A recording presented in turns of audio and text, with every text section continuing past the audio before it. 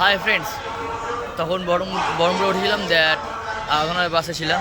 Hey guys, তো এখন আমরা শিলিগুড়ি চলে এসেছি। তো বাসের এখানে টি শার্ট দেখতে পাচ্ছ, আমি পেয়ে গেছি। সঙ্গে বন্ধু, সব ছোটো ছোটো ভাইয়ের থেকে বড় বড় সব শয়তান, সব পাকা, হারামি, সব জঙ্গলে পাকা। জঙ্গলে যে অশ্লীল কাজ ঠিক আছে, করছে। হ্যাঁ আমি করছি না। হ্যাঁ, তো দ্যাট শিলিগুড়ি এখানে চলে এসেছি।